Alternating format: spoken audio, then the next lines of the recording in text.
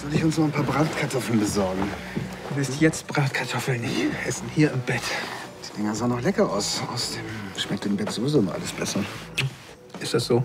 Ja, auf jeden Fall. Wissenschaftlich erwiesen. Es gibt scheinbar noch eine ganze Menge Dinge, die ich nicht von dir weiß. Du weißt aber schon mehr als die meisten. Und es wird nicht besser, glaub mir. Ich weiß zum Beispiel, dass du tierisch laut schnarchst. Echt? Mhm. Damit wirst du wohl leben müssen. Außerdem wirst du eh nicht so viel schlafen, wenn wir zusammen im Bett sind. Ja, und du wirst nicht so viel essen, weil ich dich auf Diät setze. Außerdem hasse ich Krümel im Bett. Bratkartoffeln krümeln, aber nichts. Kleiner Dr. Siebenschlau.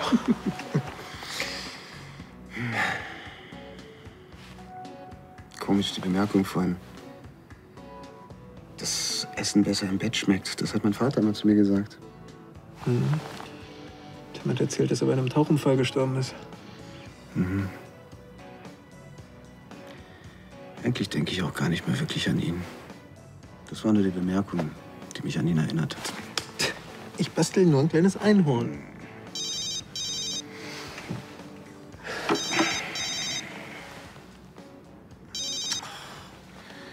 Mann, Tim, was hast du denn jetzt wieder für ein Wehwehchen?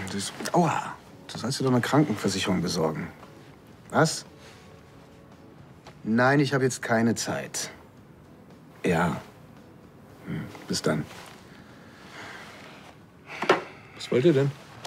Er will sich mit mir treffen, weil er mir unbedingt etwas ganz Wichtiges sagen muss.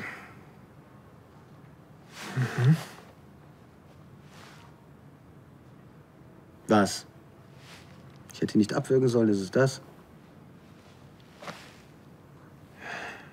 Du wolltest nachher doch sowieso noch mal zu LCL, um Elisabeths Hände zu versorgen.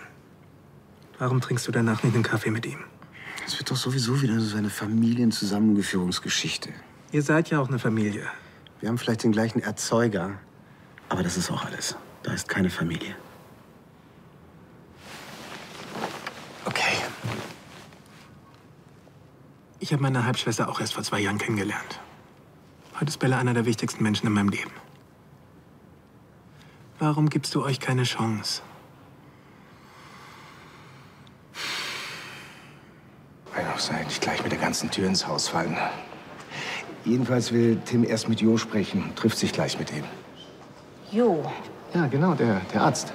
ich glaube, du brauchst Tim gar nicht mehr als Vermittler. Hallo. Hallo, Was machen Sie denn hier?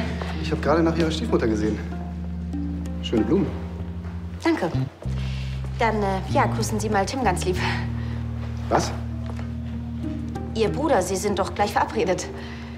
Ja. Dann wissen Sie vielleicht auch, warum er sich so dringend mit mir treffen möchte? Ich habe gar nicht mit ihm gesprochen. Woher wissen Sie dann, dass wir uns treffen? Also ich habe schon mit ihm gesprochen, aber nicht über das, was er mit Ihnen besprechen will. Okay. Ja, na dann. Ich muss, glaube ich, mal. Ja, ich auch. Schönen Tag. Ja, ebenfalls.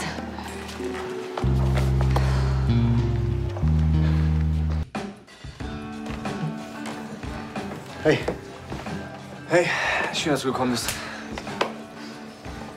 also was gibt's? Ich wollte mit dir über Haro sprechen. Willst du was trinken? Nein, nicht nötig. Ich gehe gleich wieder. Ey, jetzt warte mal bitte ganz kurz. Ich komme dann später einfach noch mal wieder. Ja, danke. Tim, was soll das? Ich weiß, ihr hattet nicht das beste Verhältnis, aber er ist immer noch unser Vater. Nein, ist er nicht. Er ist tot. Und ich bin nicht bereit, irgendwelche Erinnerungen auszutauschen, ja? Zumal es so wenige gibt. Und die ich habe, die sind eher enttäuschend, ja? Ja, aber was wäre denn, wenn du noch mal die Gelegenheit hältst, dich mit ihm auszusprechen? Tim, ich habe 5 Jahre nicht an Harro gedacht. Und dann erfahre ich, dass er in der Karibik umgekommen ist. Du tauchst auf, Frank tauchte auf. Und plötzlich ist er wieder in aller Munde. Obwohl er tot ist. Sogar heute. Überall taucht er auf. Echt? Ja, vorhin dachte ich, ich hätte ihn irgendwo erkannt. In diesem Modehaus, wo deine Designerfreundin arbeitet. Moment mal, du hast Haro bei LCL gesehen? Nein, natürlich nicht. Das war dieser Blumenboot. Aber ich weiß nicht, der sah ihm irgendwie ähnlich. Mann, dieser Idiot, ey. Pass auf. Das war er. Der Blumenbote. Ich bin mir ziemlich sicher, dass das Haro war. Was redest du da für einen Scheiß? hat das Ganze inszeniert, um die Versicherungssumme zu kassieren. Er lebt. Er ist nicht tot. Er ist sogar hier in Düsseldorf. Ey, du musst mir das glauben. Das glaube ich dir sogar. Diese Geschichte würde super zu ihm passen. Ey, aber er lebt. Ist das nicht toll? Tim, ganz ehrlich. Harro ist für mich schon seit vielen Jahren gestorben. Ob er lebt oder nicht, das spielt für mich überhaupt keine Rolle. Alles klar?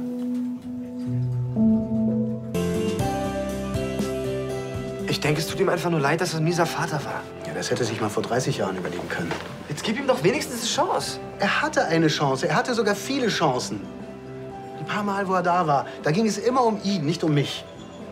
Wissen mit ein paar lächerlichen Geschenken zu beruhigen, die er auf den letzten Drücker gekauft hat. Nee, Tim.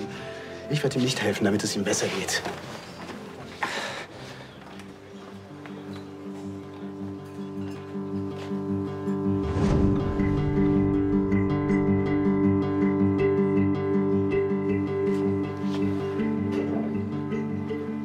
Jo, mein Junge.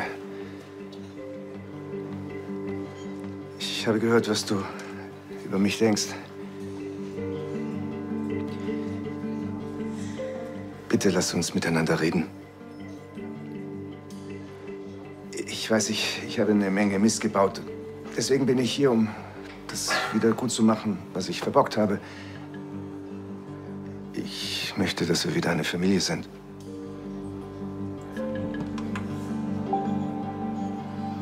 Wir waren nie eine Familie. Und wir werden nie eine Familie sein.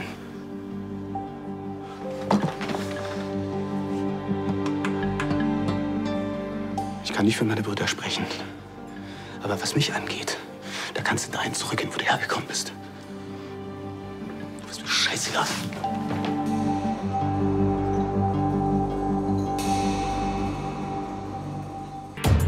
Ich bin kein Arzt, aber ich glaube nicht, dass es gut ist, so kurz nach deiner Not-OP Gewichte zu stemmen. Hm? Komm. Ich habe gerade Tim im Laden getroffen, der meinte, ich soll nach dir sehen. Was ist denn los? Was los ist? Er hat dir nicht gesagt, was los ist? Nein. Ich werde dir sagen, was los ist. Mein alter Herr hat sich plötzlich umentschieden und ist seinem Grab entstiegen. Aha, und was soll das heißen? Keine Ahnung. Das heißt, dass die Drecksau alles nur inszeniert hat, um die Versicherung zu prellen. Das ist nicht dein Ernst. Doch. Und jetzt ist er in Düsseldorf und will eine Familie machen. Tim soll uns davon überzeugen, ihm das alles nicht übel zu nehmen. Moment mal, die Beerdigung und diese Taucherflossen und so, das war alles gelogen. Ja, gelogen. Und Tim wusste das? Ja, seit ein paar Tagen. Aber ganz ehrlich, Tim haben Harros Spielereien nie wirklich viel ausgemacht. Ja, aber schon.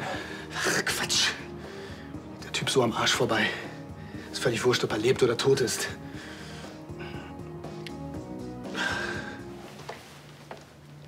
Alles in Ordnung? Es geht schon wieder, danke. Hast du vielleicht irgendwas Falsches gegessen? Nein, Dann könnte es ein Virus sein. Du nimmst dir den Rest des Tages frei. es geht wirklich wieder, danke. Das war kein Vorschlag, sondern eine Anweisung. Aber heute ist doch so viel los. Ja, und du bist offensichtlich krank. Vielleicht bist du sogar noch ansteckend. Ganz bestimmt nicht. Du solltest zum Arzt gehen und dich untersuchen lassen. Das ist nicht nötig. Ich bin nicht krank. Sondern? Ich bin wahrscheinlich schwanger.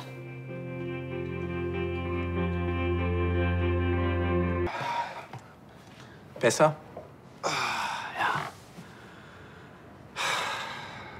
Weißt du, als ich gehört habe, dass er umgekommen ist, war mein erster Gedanke, super, jetzt brauche ich nicht mehr auf ihn warten. Hast du das? Auf ihn gewartet? Harro ist verschwunden, da war ich ungefähr 5. Ja, einfach so. Keiner konnte mir erklären, warum. Nicht mal deine Mutter? Nee. Die hat immer nur gesagt, er ist ein Arschloch. Aber irgendwie dachte ich immer, es liegt an mir. Oh Mann. Am Anfang schickte er noch Karten von Orten, von denen ich überhaupt noch nie was gehört hatte. Einer schöner und exotischer als der andere. Und ich dachte mir immer, wenn er an all diese Orte reist, ohne mich, dann bin ich scheinbar nicht wichtig genug. Und irgendwann wurden diese Karten auch weniger. Bald gab es gar keine mehr. Keine Weihnachtswünsche, keine Geburtstagskarten, nichts. Und als ich 13 war, stand er plötzlich vor der Tür. Ja, es tat ihm alles so leid und er müsste mich jetzt unbedingt sehen und alles wieder gut machen, was er versäumt hat. Und bei der Gelegenheit habe ich übrigens auch erfahren, dass ich 2 Brüder habe. Na, jedenfalls war er jetzt da. Er hatte mir eine Angeltour versprochen. Nur er und ich, ganz alleine. Ich war so aufgeregt und ich war so froh. Und an dem Tag, als es dann losgehen sollte, da stand ich mit gepacktem Rucksack in der Auffahrt bei Sonnenaufgang. Und als er bei Sonnenuntergang immer noch nicht da war, da... Naja, ein paar Wochen später kam dann wieder mal eine Karte, auf der er sich entschuldigte dafür. Ja, es täte ihm alles so leid, es wäre was ganz Wichtiges dazwischen gekommen. Aber da wusste ich eine Sache ganz sicher. Meine Mutter hatte recht. Harro ist ein Arschloch. Hast du ihm mal gesagt, wie du dich gefühlt hast? Wie denn? Er war ja nie da. Jetzt ist er da. Okay, ich kenne ihn nicht und ich habe keine Ahnung, ob er das überhaupt kapieren würde, aber ich finde, es ist dein gutes Recht, ihn damit zu konfrontieren und jetzt hast du die Chance. Das wird ihm nicht gefallen. Muss es ja auch nicht. Aber ich glaube, dir wird's gut tun. Was soll ich denn machen? Du hast ihn doch gehört. Ja, vielleicht war das nur der Schock. Erst die Trauer, jetzt die Überraschung. Papa, weder Frank noch Jo haben auf deiner Beerdigung getrauert. Ich war doch dabei. Aber du? Du hast doch getrauert, oder?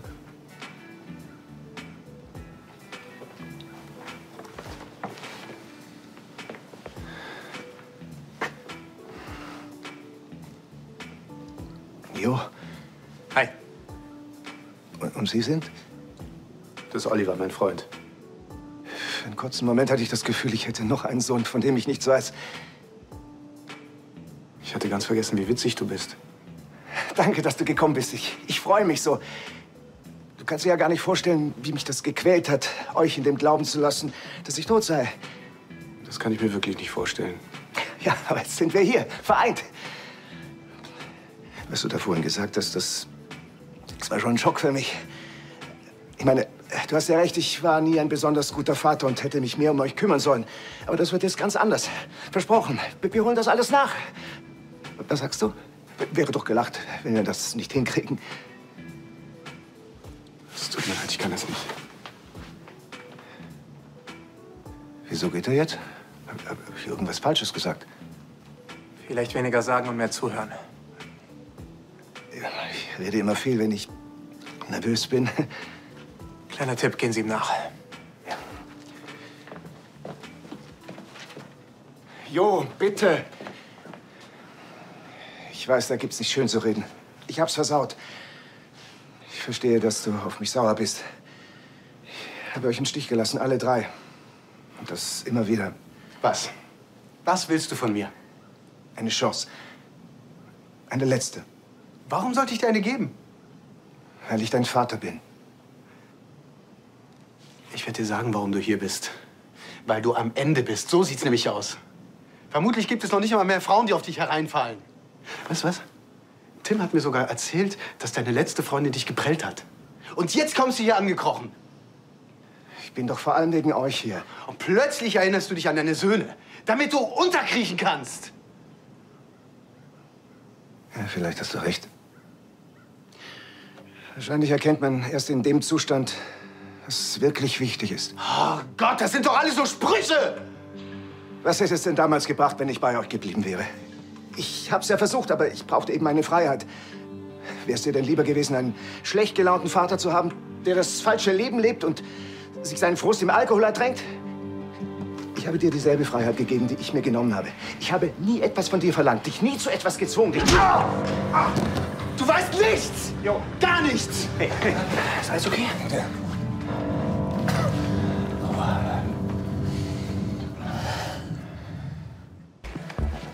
Ich glaube, wir beide können erst mal Schnaps vertragen. Oh ja. Machst du das mal 2? Klar, kommt sofort. Danke. Als ich gemeint habe, du sollst deinem Vater mal deine Meinung an den Kopf knallen, das habe ich nicht wörtlich gemeint. Der hat nichts begriffen. Er hat echt geglaubt, er hätte mir einen Gefallen getan, als er damals abgehauen ist. Aber bin ich halt durchgeknallt. Verständlich. Hab ich ihn verletzt? Er wird's überleben. Wie geht's denn dir? Keine Ahnung. Ich meine, was glaubt er, dass jetzt alles plötzlich in Ordnung ist, dass wir ihm jetzt vertrauen? Oder?